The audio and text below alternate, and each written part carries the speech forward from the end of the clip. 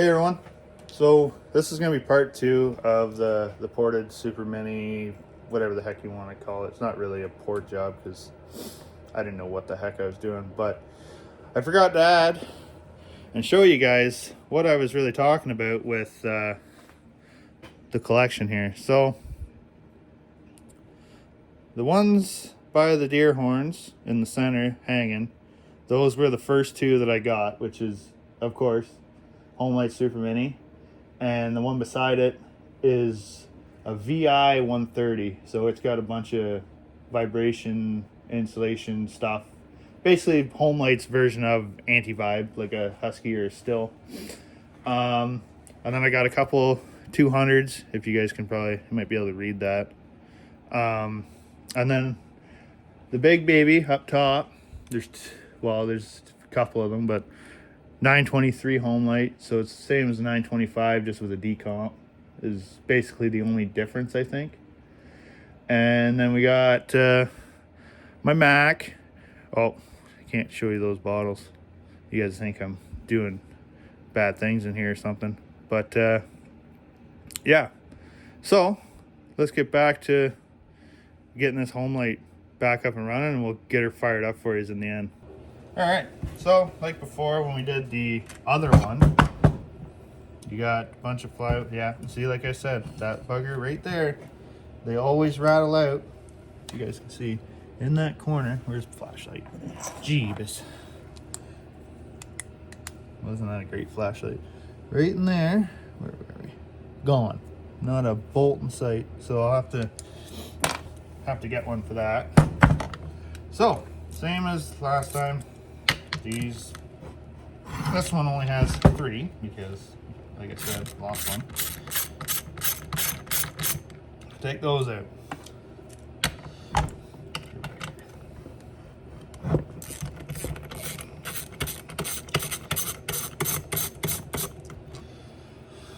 Three of these. And if you guys have any comments or questions, like especially what I have for saws, like that's just my Homelites. I have a couple stills, 3 stills, 2 steels, I guess you'd call them for the guys that pronounce it right. Couple huskies. Oh, she be dirty in there. That's how you know this saw has been used, and I have used it. It's cut 4 years worth of, well, 4 to 5 years worth of firewood with me. Basically my lemon saw. But because of me doing my so-called port work, it runs a 20-inch Homelite bar, 3/8, 50 gauge, full house chain, and it works. Now you dog this thing in a piece that's 14, 16 inches.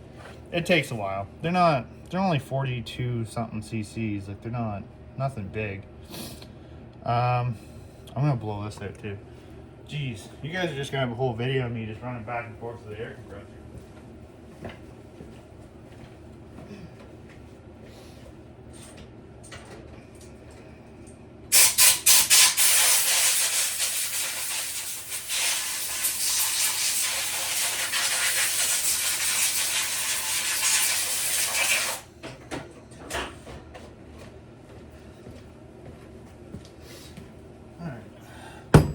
Same as before too. There's my impact. Should be a 13 mil or 1/2 inch flywheel nut on these. If I remember, well, it should be. That's what I used last time.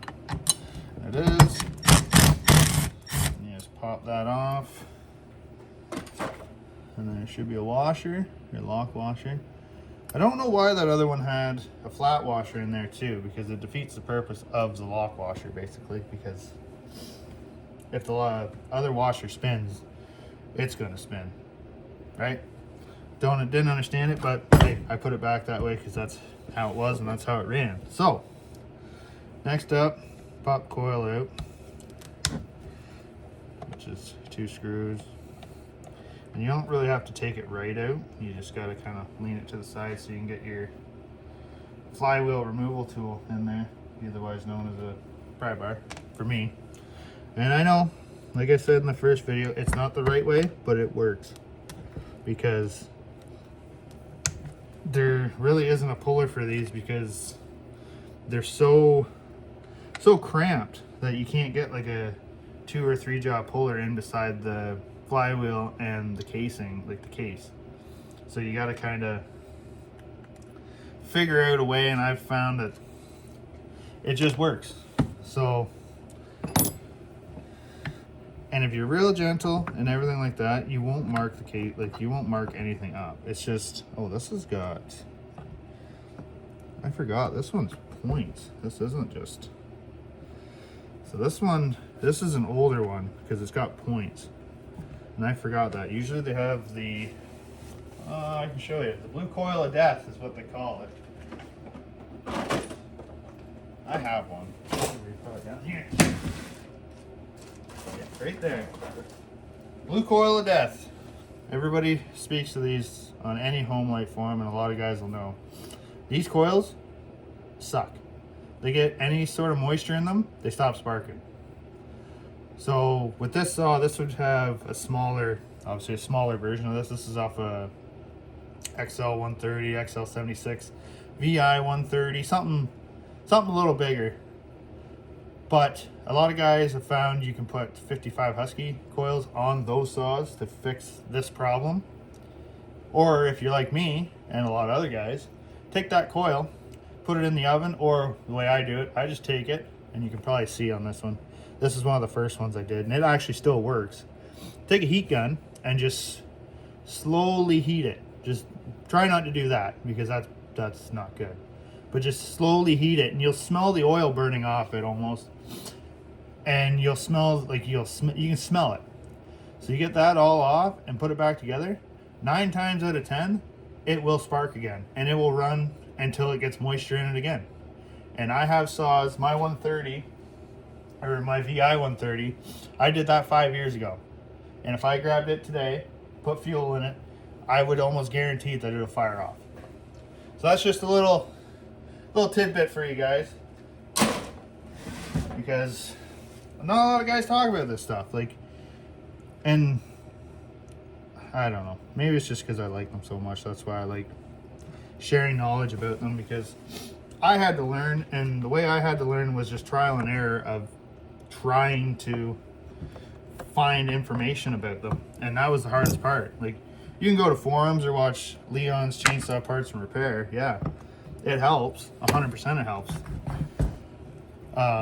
So we got that off now, right? Yeah, that's all off. Yeah, so you watch these videos and stuff, but to actually get into something and then realize that the one that you watched isn't the same as what you're doing, like especially like this, you run into this saw and it's got points, where any other one I've seen, well, yeah, all my other ones are all blue coils of death. So yeah, so you just get this pry bar in there, and you just gotta put a bit of pressure on it. And then I'll grab my bottom end hammer, because it's probably my go-to hammer out of all my stuff. And you just gotta put a bit of pressure on it, and she should just pop out. And I can take this rope out too, so I can just whirl her around here. There, and then same thing, just put a bit of pressure on her. You don't gotta go crazy now. Don't gotta go crazy.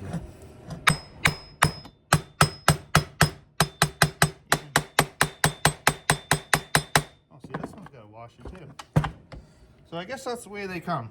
More you know, right? The guy that's making the video doesn't even know what the heck goes on with the saws. So, I don't know why they gotta fight me when I friggin' do this on camera. Every time I do this, well, every time I've done this without doing it on camera, they just kind of pop right off.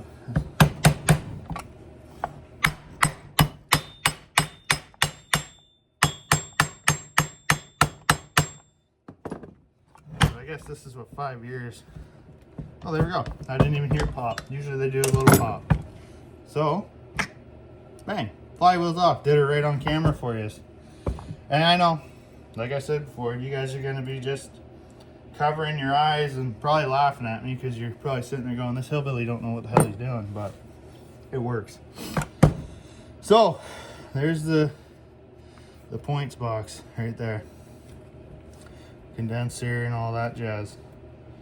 Why the hell? Well, isn't that cool? I might end up tearing this stuff down at some point and actually doing it right. Got hair in my mouth or something. Poof. Gross. Okay, so open up this jazz here, just like so.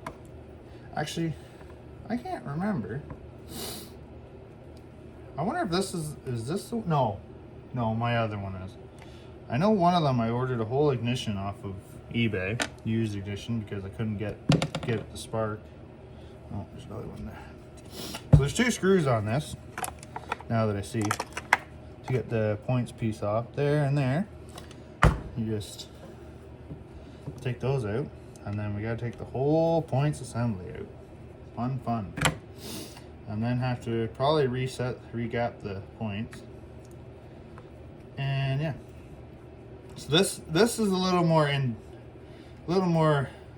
labor intensive, I guess, than the ones with the blue coil of death, like the one we did in the first video. They're easy. You pop flywheel off and your crank steel's staring you at the face. And you just pop it out and pop back in. So see, there's the little gasket. Keep that, make sure she don't break. But there's your points. Right in there. And to get at said crank seal, now we have to take this screw out, that screw out, and probably that one, I'm guessing. I haven't been in one of these with points in a long time. And that wasn't even tight, but that's cool. So we'll just pop that screw out. Pop this one out. Like I said, I built this stuff, well, 5 years ago. It was 2020 when I built this one, and I built an XL12. The XL12, I think this one was first. I think this is the first saw I ever built from nothing. Just parts I found under this bench that's in this garage, and yeah, turned it into this Frankenstein mismatched piece of parts of what I call a chainsaw. There's a dang keyway in the way. Just gotta pop that out. Just gotta pop that keyway out.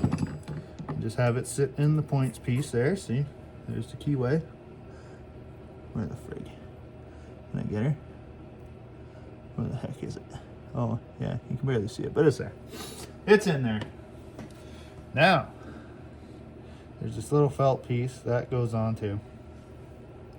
That goes on under the points. So I'm gonna give this another blowout because this saw has 5 years worth of abuse from me. So it's all good. I'll blow it out.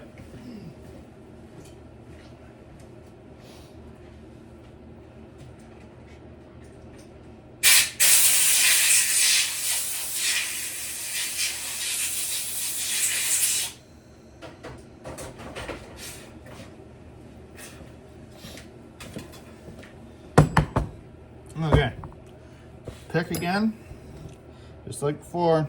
Just got to get in there. Just got to get in there.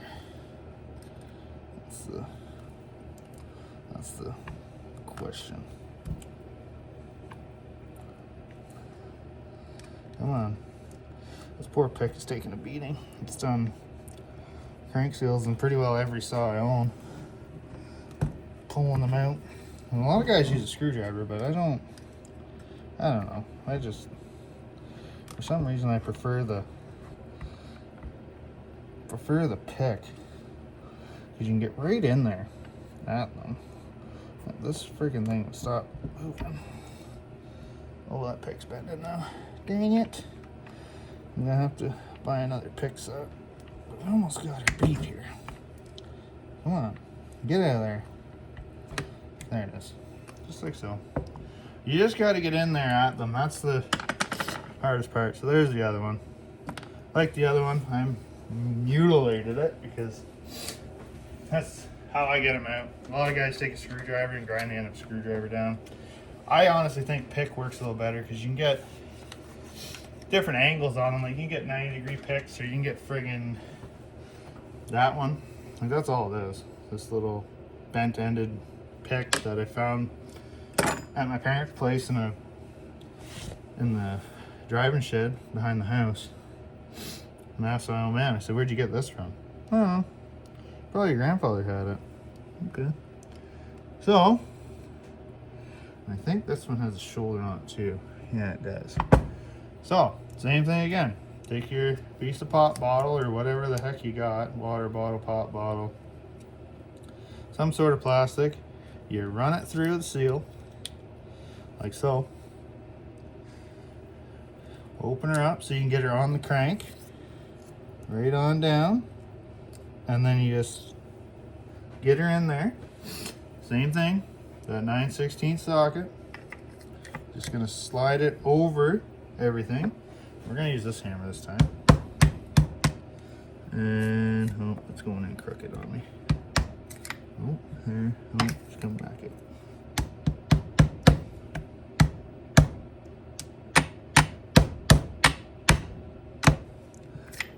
Oh, she went in so crooked. Dang it. I don't know why they do that. I don't know if I can get this sucker back out. Oh, might be able to. Oh, I can.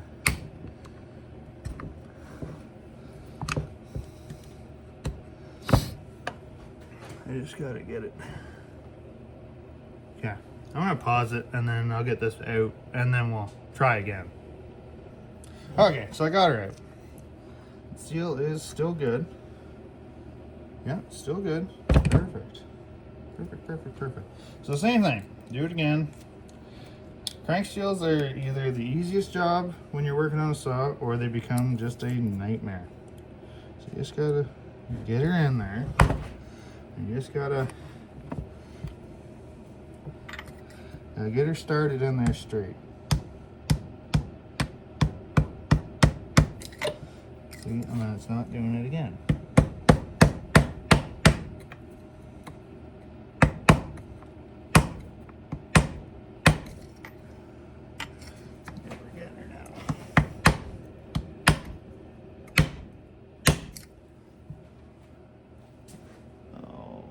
You bastard.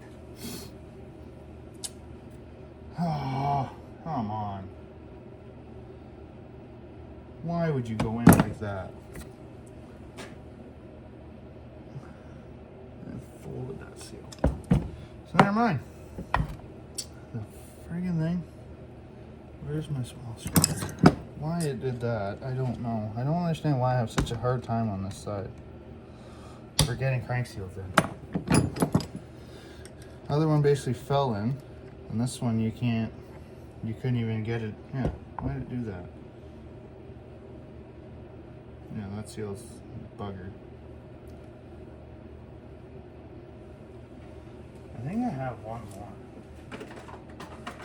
I think. Yeah, I do. Luckily I have another one. It's different, but it seems to work. So I don't know what it's. Yeah, it's the same seal. Like it's not the same, but it works. It's almost like a Timken seal. Or, yeah, Timken. Yeah. We'll try this one. And if I don't get her this time, we're gonna be SOL.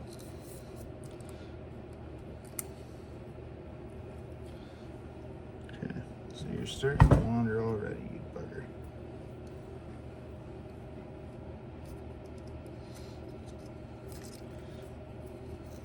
I don't know why it does that. Do it again. Everybody's sitting there watching going, this guy does not know a dang thing about nothing.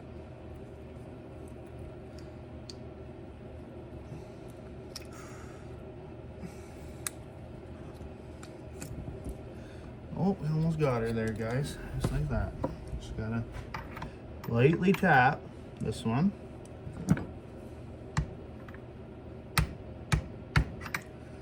There we go. Just a little bit more. Like so. Yeah. There we go. This side might be a little bit.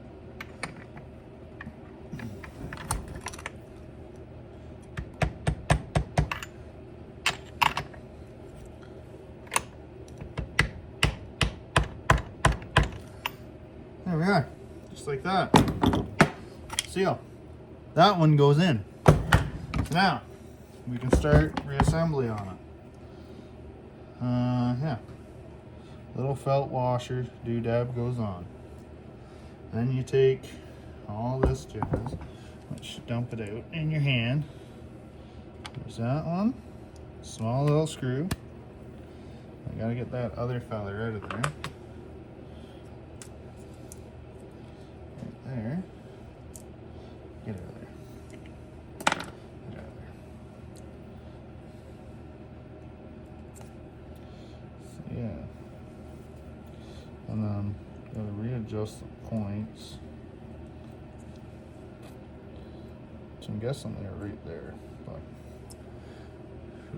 who knows? So yeah, get that piece of schmutz out of there. Slide this hog on down. You just see the friggin' ear spot.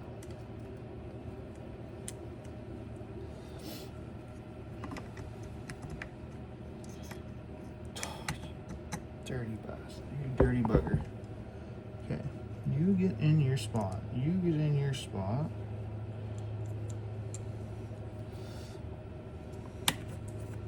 There we go. And then she just slides in there. Like so.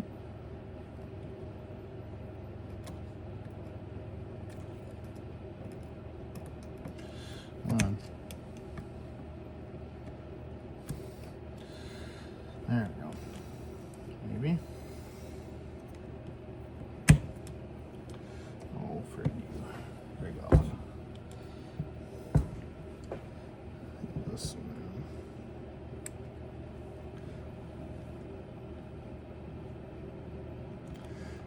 This is the only things that these old saws, they take a lot of time. A lot of time. To okay. Why are you not threading? There we go. There we go.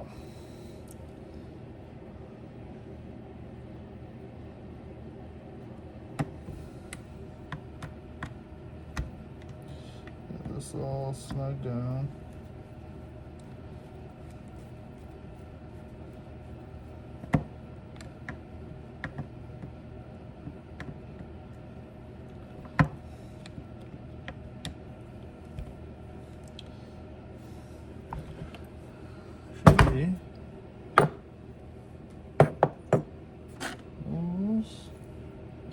Okay, so one of those does this.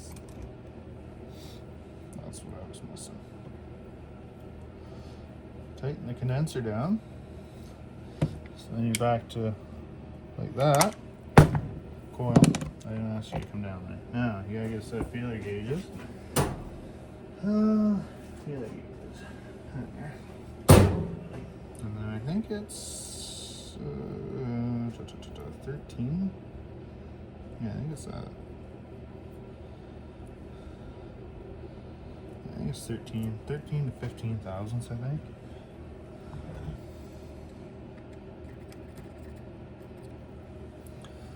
So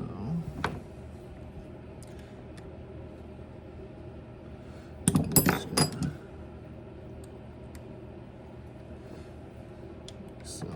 think that's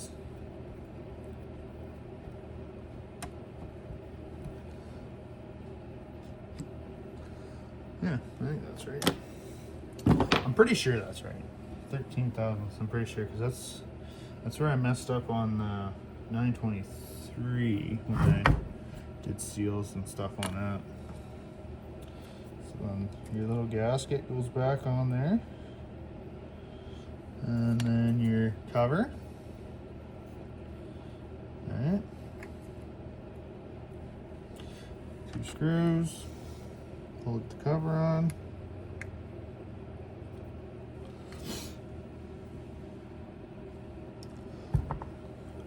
The shop is so dark sometimes.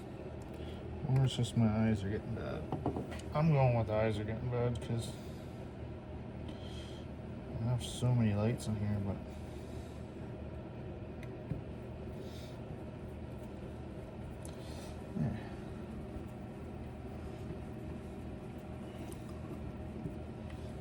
okay, and then do all this. So I might pause you guys here. Pause you guys. I'll slap this thing back together fast so we don't have a friggin' long video. Well, an overly long video because I don't think you guys want to sit and watch an hour just to watch crummy old Homelite run. So I'll pause you guys. I'll slap this thing back together fast and efficiently. And yeah, and then we'll get her fired up and we'll go from there. I'll see you in a few. Okay, so she's all back together. There we go. Okay, so I guess let's start this bad boy. She's gonna take a few pulls because it's obviously dry. So I guess nothing to it but to do it. I guess let's get her fired up. So fast idle, long, full choke. I like to prime them kind of like this. Okay.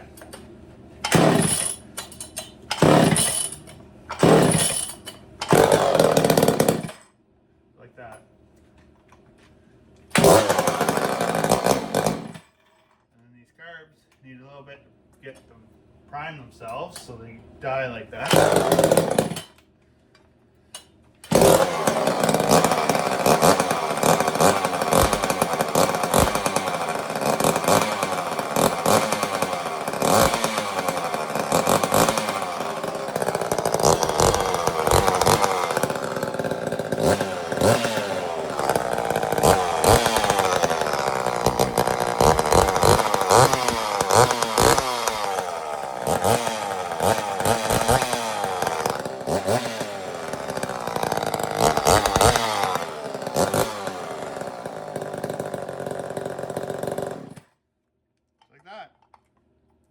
Just like that, and that's why this saw, I love it.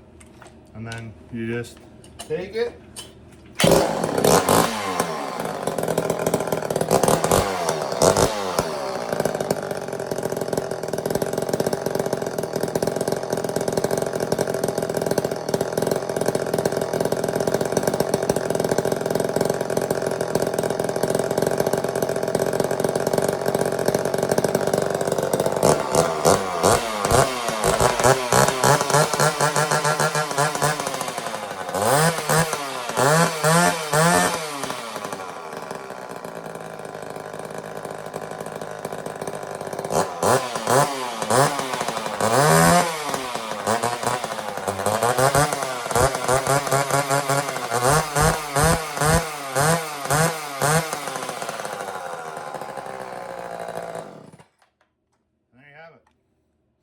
I don't know if it's any, oh, I guess you guys are looking right at my chest.